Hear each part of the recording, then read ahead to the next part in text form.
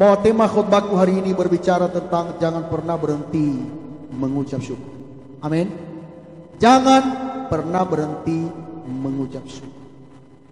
Sebagai orang yang sudah ditebus oleh Yesus, saudara, kita memiliki karakter namanya ucapan syukur. Ucapan apa? Ucapan syukur. Dan ini sangat penting di dalam konteks Alkitab yang sudah kita baca dalam nats ini. Di dalam ayat 15, 16, dan 17, dia selalu mengulang mengucap syukur. Dan Rasul Paulus juga di surat-surat yang lain, Bapak Ibu Saudara, selalu dia berkata mengucap syukurlah dalam segala hal, karena itulah yang dikehendaki Allah di dalam Kristus bagi kamu. Jadi artinya saudara, ucapan syukur ini bukan hanya sekedar hiasan bibir, tetapi ini adalah merupakan suatu luapan hati yang paling dalam. Sebab kita adalah orang-orang yang sudah ditebus oleh darahnya yang kudus. Sehingga dalam perikop ini dia berbicara tentang manusia baru. Bukan manusia lama, tetapi manusia baru yang ditebus oleh darahnya. Dia telah menyucikan, dia telah menguduskan kita oleh darahnya yang tercurah di atas kayu salib. Dan salah satu karakter orang yang sudah ditebus itu adalah mengucap syukur. Bukan hanya kita mengucap syukur pada waktu kita diberkati secara berlimpah secara jasmani, saudara. Tetapi Alkitab berkata dengan tegas, mengucap syukurlah dalam segala hal, dalam suka duka, dalam suka duka. Ya, aku tetap tersenyum. Itu lagu sekolah minggu. Anak-anak sekolah minggu mengerti tentang hal itu, apalagi kita yang sudah orang tua. Dalam suka duka aku tetap tersenyum, artinya tetap aku mengucap syukur. Bukan hanya pada waktu kita sudah disembuhkan Tuhan, bukan hanya pada waktu kita memiliki kekayaan yang luar biasa, bukan hanya pada waktu kita memiliki uang yang berlimpah kita mengucap syukur, tetapi dalam segala hal. Makanya ayat ini berulang-ulang berkata, mengucap syukur dalam hatimu, ucapkan syukur kepada Allah. Karena ini ada suatu berita yang penting bagi kita pada pagi hari ini, bahwa kita hidup dalam ucapan syukur.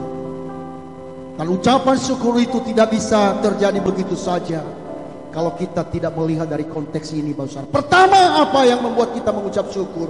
Kalau ada damai sejahtera Allah yang memerintah dalam kita. Ayat 15 dia berkata begini, hendaklah damai sejahtera Kristus memerintah dalam hatimu, karena untuk itulah kamu dipanggil. Ingat ini, damai sejahtera Kristus itu harus memerintah di dalam hati kita. Itulah panggilan kita sebagai orang percaya. Itulah panggilan kita sebagai orang yang sudah ditebus oleh darah Yesus. Makanya kalau orang berkata aku sudah orang bertobat, kalau tapi dia selalu hidup dalam persungutan, saudara, sungguh itu hanya dalam merupakannya pengakuan di bibir, tetapi tidak menjadi fakta dalam kehidupan beriman. Tetapi yang benar adalah fakta beriman adalah orang yang selalu mengucap syukur kepada Tuhan apapun yang terjadi dalam hidup ini. Selama 4 bulan lamanya kita ada di rumah, ada suka, ada duka yang kita alami. Sukanya apa? Kita bisa berkumpul dengan keluarga. Kita pergi ke dapur, ketemu istri. Pergi ke kamar, ketemu istri. Nanti ada bilang begini, lu lagi. Iya, jujur saya senang sekali ya bisa bertemu dengan anak-anak. Kalau anak saya selama ini itu kos di Depok ya, karena kuliah ya. Tapi selama pandemi COVID-19 ini saya berjumpa, rupanya anak saya hebat juga tidurnya. Iya kan? Ya, setidaknya kita tahu, memahami. Oh iya, anak kita tidurnya ngorok ya. Ya, kalau suami istri lah setiap malam, setiap hari ya kita ketemu. Ya, jadi ada suatu hal yang positif. Mari pikirkan hal-hal yang memuliakan Tuhan. Jangan hanya kita lihat, aduh, inilah, itulah. Kalau kita memikirkan semua yang negatif, saudara, nanti kita cepat tua. Saya rontok rambut saya bukan karena banyak mikir, saudara. Bukan karena stres, bukan. Saya selalu sukacita. Di mana-mana saya itu selalu bersukacita, saudara. Ya, tapi nggak tahu lah, karena memang begitulah dari dulunya. Ya, bukan karena stres. Selalu kita mengucap syukur. Dari mana datanya kita mengucap syukur? Pertama yang kita lihat di sini adalah bila damai sejahtera Allah ada di dalam kita. Damai sejahteraku bagaikan sungai yang tak pernah kering. Jadi damai sejahtera itu bagaikan sungai yang mengalir. Kita lihat anak selama pandemi ini, kadang juga ada jengkelnya, tidur melulu. Kita masih bisa kita berkata, terima kasih Tuhan, saya bisa bertemu dengan anak-anak sehat.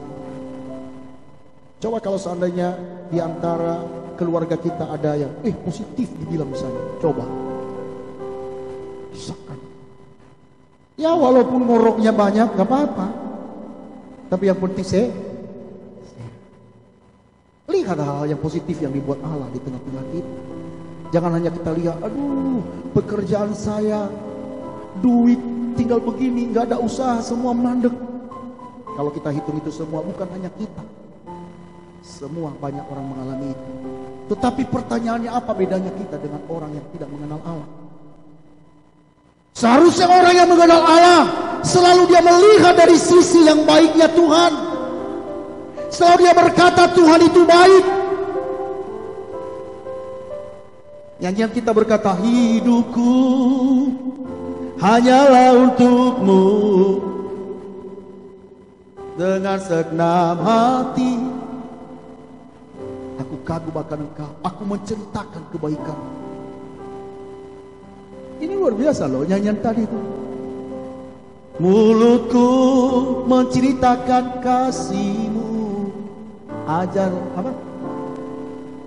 Dia dekat di hati-Mu. Enggak mungkin kita dekat dengan Tuhan kalau damai sejahtera Allah enggak memerintah dalam hati kita. Tidak mungkin. Dengan adanya damai sejahtera Allah, itulah yang membuat kita bersyukur kepada Tuhan. Hendaklah perkataan Kristus diam dengan segala kekayaannya. Ayat ke-15, maaf saya. Hendaklah damai sejahtera Kristus memerintah dalam hatimu, karena untuk itulah kamu telah dipanggil menjadi satu tubuh. Damai sejahtera Allah itu mempersatukan kita, mempersatukan seisi rumah tangga, mempersatukan seisi keluarga Allah di dalam pelayanan. Kalau damai sejahtera Allah. Tapi kalau ada dalam satu keluarga cekcok, berarti evaluasi diri. Ada satu hal yang hilang, namanya damai sejahtera. Sering saya berkata saudara, kalau kita ada dalam damai sejahtera Allah, sekalipun nggak ada ikan di rumah, hanya ikan-ikanan. Tahu ikan-ikanan? Nasi dibuat kayak ikan-ikanan, kayak dibuat gambar-gambar ikan dibuat. Ya, tapi kalau ada damai sejahtera Allah, ikan bisa kita nikmati, walaupun itu hanya serba terasi. Kalau damai sejahtera. Dan saya pasti setuju kepada kita semua bahwa adalah merupakan suatu kerinduan bagi kita untuk kita memiliki damai sejahtera Allah di dalam hidup kita. Tetapi yang membuat kita hilang damai sejahtera itu karena kita lebih melihat hal yang negatif. Kita hanya melihat diri kita, bukan melihat apa perbuatan Tuhan yang Tuhan lakukan di tengah-tengah keluarga kita, di tengah-tengah pelayanan kita, di tengah-tengah usaha dan pekerjaan kita. Apalah artinya kita memiliki uang yang hebat tetapi dinyatakan positif COVID-19. Ada orang yang berbisnis akhirnya apa? Terjadi positif. Semua berakhir, tidak ada arti. Makanya kita lihat hal-hal yang positif, hal-hal yang baik yang Tuhan perbuat di tengah-tengah kita. Nah, kalau kita melihat dan mengingat akan kebaikan Tuhan, maka saya percaya damai sejahtera Allah itu akan memerintah di dalam hidup saya dan saudara. Alasan kedua, bagaimana supaya kita selalu ada di dalam ucapan syukur. Ayat yang ke-14 tadi dia berkata begini, dan di atas semuanya itu kenakanlah kasih sebagai pengikat yang mempersatukan dan menyempurnakan. Kasih. Dasar iman Kristen itu kasih. Semua kesimpulan daripada hukum Taurat dan semua apa yang diberitakan oleh kitab para nabi, Yesus berkata dengan tegas. Dia berkata adalah kasih. Kasihilah Tuhan Allahmu dengan segenap hati, segenap jiwamu, segenap kekuatanmu, segenap akal budimu. Itulah hukum yang pertama dan yang terutama. Dan yang kedua dikatakan di sana adalah hukum yang kedua, yang sama seperti itu dikatakan, kasihilah sesamamu manusia. Kasihlah yang mempersatukan kita. Kasihlah yang mempersatukan keluarga. Kasih tidak mungkin ego, tidak mungkin mementingkan diri sendiri, tetapi dia memikirkan kepentingan orang lain. Itulah kasih. Nah, itulah yang dapat mempersatukan kita. Segala perbedaan di antara kita betul ada, tetapi yang mengikat kita adalah kasih. Kalau di dalam keluarga, di dalam berjemaat, kita tidak diikat dengan kasih, saudara. Terjadi acak-acakan, saksi cakar-cakaran. Dimulai dari mana kasih itu? Di dalam keluarga kita. Tadi malam dengan anak-anak muda kita sedang dialog membahas tentang peran anak muda di dalam keluarga, masyarakat, dan di dalam gereja. Tapi ujung-ujungnya adalah apa? Hidup dalam kasih. Kalau anak-anak muda termasuk keluarga-keluarga Kristen tidak hidup dalam kasih, saudara, dimanapun kita berada, kita akan menjadi biang kerok.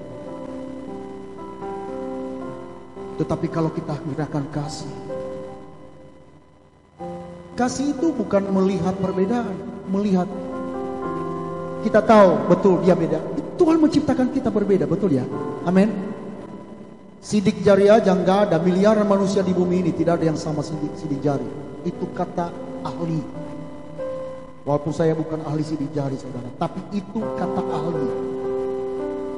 Berarti Allah menciptakan kita berbeda, tetapi perbedaan itu justru kuat. Sering-sering hamba Tuhan menyatakan, saudara, alat-alat musik itu tidak ada yang sama. Ada do, re, mi, fa, sol, la, si, do. Coba kalau hanya do aja dipencet. Coba kalau nyanyian tadi hanya do saja. Bapak ibu saudara udah pulang Pak Pendeta, saya pusing ikut ibadah. Tetapi kalau ada do, re, mi, fa, sol, enak. Begitu juga kehidupan kita dalam keluarga. Tuhan ciptakan perbedaan itu. Jadi kalau kita berkata, oh Tuhan, kenapa dia berbeda dengan saya? Dengar, kita diciptakan oleh Tuhan. Itu adalah natural manusia berbeda. Dan tidak bisa kita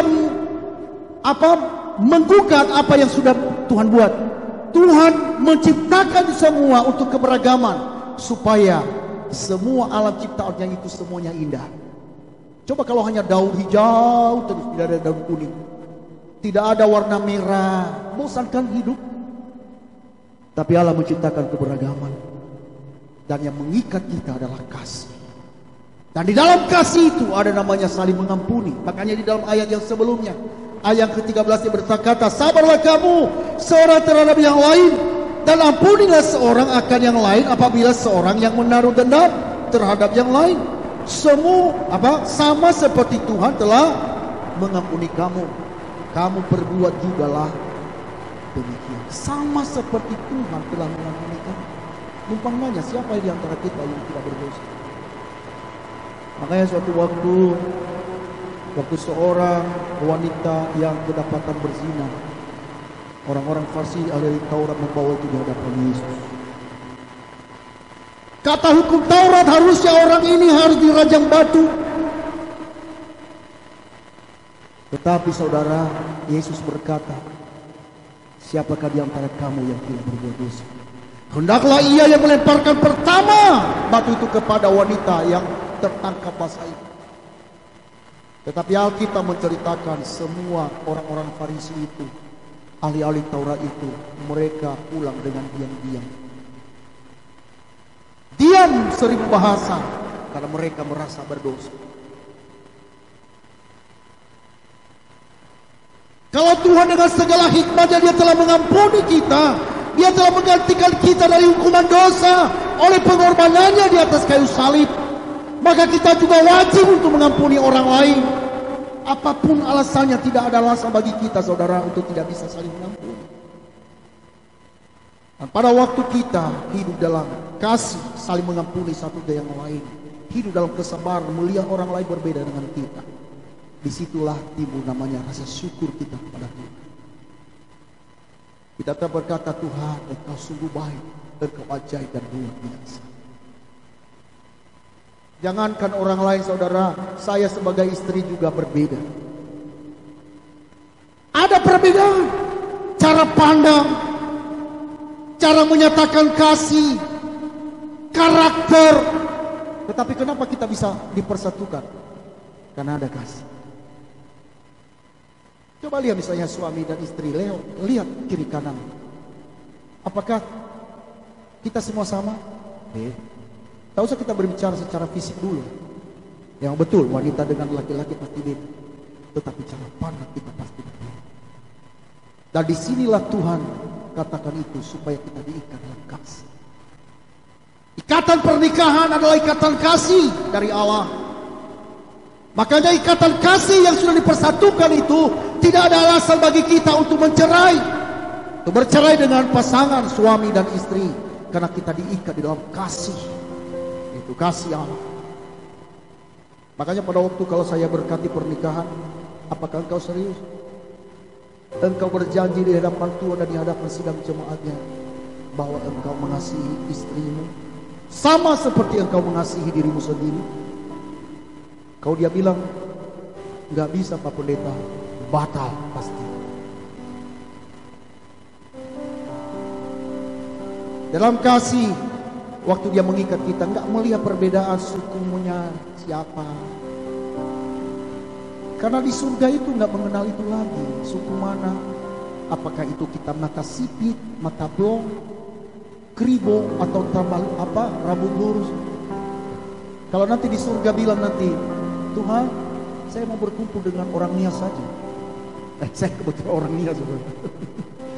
Saya mau mencari kelompok orang Nias saja. Nanti malaikat di surga berkata, kamu lewat mana? Lewat belakang atau lewat depan? Kalau biasanya orang yang lewat belakang itu mencari sukunya di mana. Tapi kalau lewat depan, pasti orang-orang yang tidak lagi melihat itu, melihat perbedaan itu. Jadi di surga nanti jangan cari suku mana kita. Semua seragam di sana. Semua kita berkata, kudus, kudus, kuduslah. Kita memiliki satu bahasa di sana. Kita memiliki satu tujuan di sana. Tidak ada perbedaan. Jadi dalam pelayanan, dalam keluarga kita sedang kita belajar tentang kerajaan Allah. Kita sedang belajar dalam kerajaan Allah di sana. Makanya kalau keluarga di dalam jemaat tidak hidup dalam kasih, tidak ikut dalam kasih saudara, maka suatu waktu nanti Yesus akan datang, kita akan ketinggalan. Karena kita tidak memiliki tempat di sana. Amin. Dan alasan berikutnya, selain daripada kita hidup dalam kasih dan saling mengampuni, ayat ke-16, hendaklah perkataan Kristus diam dengan segala kekayaannya di antara kamu, sehingga kamu dengan segala hikmah mengajar dan menegur seorang akan yang lain, dan sambil menyanyikan mazmur dan puji-pujian dan nyanyian rohani, kamu mengucap syukur kepada Allah di dalam hati. Di dalam ayat ini berkata begini, hendaklah perkataan Kristus diam di dalam kamu. Pertama tadi yang dikatakan apa? Damai sejahtera Tuhan. Dan yang kedua adalah perkataan Kristus. Perkataan Kristus. Perkataan Kristus itu adalah perkataan yang membangun, perkataan yang menghasilkan iman. Makanya segala sesuatu yang enak didengar, kata firman Tuhan, yang patut dipuji, tinggikanlah semuanya itu. Kalau semua itu berasal dari Allah. Tapi kalau perkataan-perkataan yang memaki orang, bukan perkataan Tuhan. Yesus disalibkan, Yesus didera, tetapi di dalam mulutnya tidak pernah mengeluarkan kata kutuk. Makanya saya heran orang Kristen yang suka menuduh orang lain. Sekalipun itu mungkin menyakiti saudara, sekalipun itu adalah fitnah dan hinaan, harusnya perkataan Kristus itu mewarnai mulut dan bibir kita. Jauhkan perkataan kutuk, jauhkan perkataan cacian di mulut kita, tetapi biarlah perkataan Kristus yang ada diam di dalam kita. Karena ini perintah yang Tuhan katakan lewat firman-Nya ini. Mari kita katakan hal-hal yang membangun. Mari kita katakan hal-hal yang menghibur orang lain. Kepedulian kita dengan orang lain mulai dari perkataan. Jangan kita berkata, oh itu kan hanya perkataan saya aja, tapi hati saya sebenarnya baik. Padahal firman Tuhan jelas berkata, semua perkataan yang keluar dari mulut itu berasal dari bendahara dalam perbendaharaan hati. Mungkin kita sama perkataan kita dengan suku tertentu, misalnya lembut, monggo mas. Tapi esensinya bukan soal lembutnya, karena ada orang juga yang lembut tapi menusuk.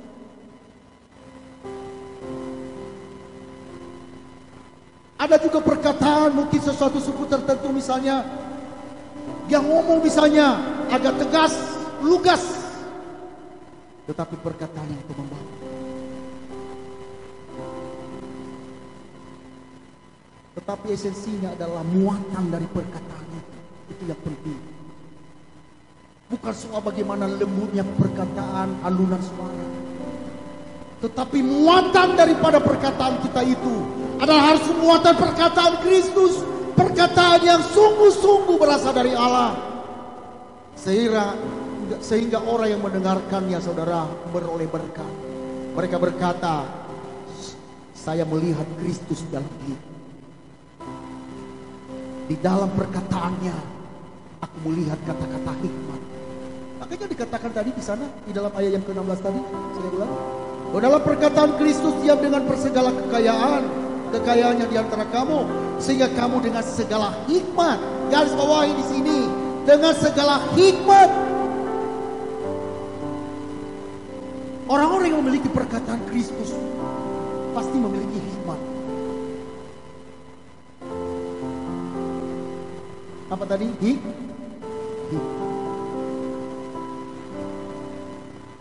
Miliki hikmat, ya, sehingga dengan hikmat itu engkau bisa mengajar orang lain. Mengajar.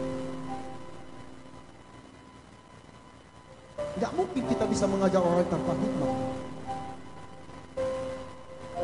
Kalau tanpa hikmat ya sama aja dengan anak yang masih ngomong B tambah A, ba, B tambah A, ba.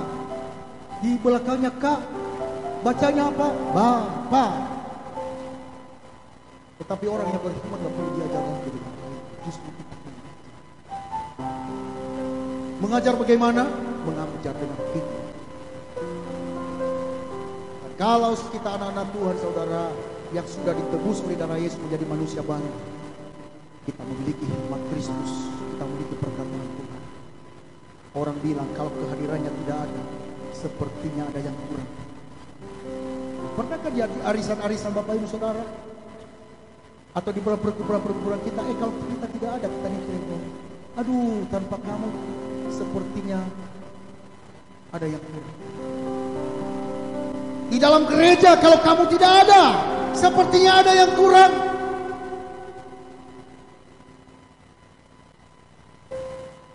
Di dalam keluarga kalau kamu tidak ada, sesuatu ada hal yang kurang.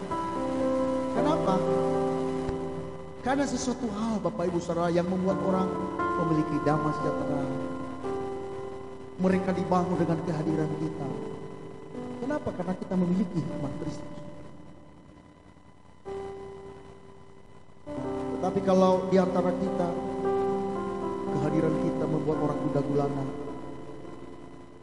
duduk gak tenang, kapan selesai ini?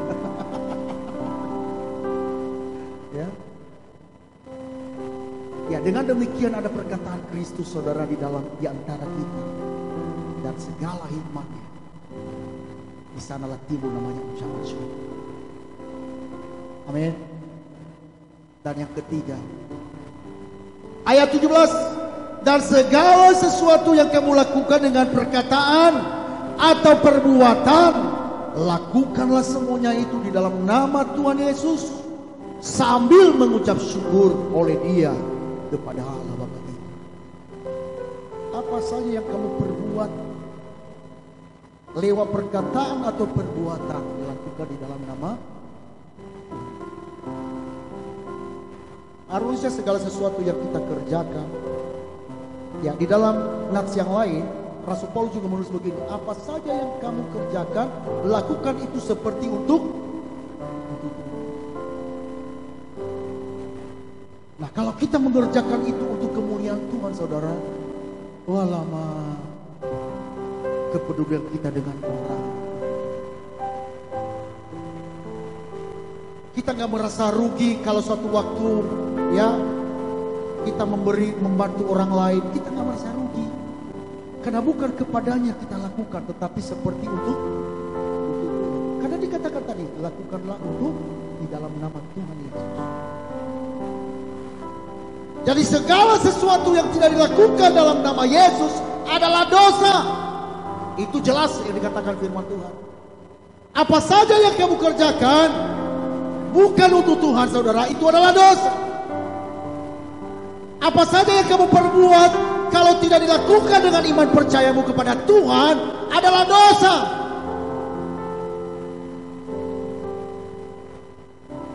Sebab kalau kita tidak lakukan di dalam nama Tuhan saudara, engkau memberi, engkau melakukan sesuatu, engkau akan bersyukur, dan itu adalah yang menimbulkan dosa. Engkau membantu pekerjaan Tuhan, lakukan itu dengan tulus. Kau katakan, bukan kepada gembala ku berikan, tetapi untuk pekerjaan Tuhan, ku memperluas kerajaannya di muka bumi ini. Dari satu Tuhan. Kita enggak mengatakan lagi, jangan-jangan itu dimakan penggembala di negeri apa ya, uang itu ya. Jangan-jangan dimakan pengerja. Udah, kalau kita udah kasih karena engkau mengasihi itu sebagai rasa responmu kepada Tuhan. Dan Tuhan dengan kekayaannya saudara membalaskan kepada kita. Makanya ada nyanyian, berilah yang baik, berilah yang baik, Tuhan sudah memberikan yang terbaik. Apa yang kau bilang sekarang, Tuhan pasti balaskan dan berkati kau selamanya. Garis bawahi kalimat ini, Tuhan pasti balaskan dan berkati kau selamanya. Jangan nanti karena kita nggak suka sama gembala, saya udah sumbang musim dulu, saya ambil. Jangan. Engkau memberi karena ketulusanmu. Soal bagaimana karakter orang tidak merespon kasihmu itu nggak apa-apa, Tuhan pasti balaskan. Itu yang penting. Bukan hanya dalam pelayanan, dimanapun engkau membantu orang. Mungkin selama pandemi ini engkau membantu orang-orang yang berkekurangan saudara. Tapi setelah pandemi ini nanti dia berlagu, jangan kau berkata, gara-gara saya udah bantu dia udah tahun ini. Gak usah ingat-ingat itu. Ingatlah kebaikan Tuhan. Saya percaya di antara kita mungkin besar ataupun kecil pengorbanan kita sudah kita memberi. Tetapi ingat, pada waktu dia nanti berlagu setelah pandemi ini, Jangan ingat-ingat lagi dosanya, jangan ingat-ingat perbuatannya. Engkau berkata, aku memberi karena Tuhan. Tidak mengapa dia tidak mengingat-ingat itu, tapi Tuhanku pasti ingat apa yang aku berbuat, karena aku lakukan itu untuk kemuliaannya. Amin saudara. Sehingga hidup kita limpah dengan syukur. Kita nggak melihat lagi kelemahannya, kita tidak melihat lagi dosanya, tapi kita melihat Tuhan di mana kita melakukannya di dalam nama Tuhan Yesus dengan ucapan syukur. Amin. Amin. Tuhan Yesus memberkati. Salam.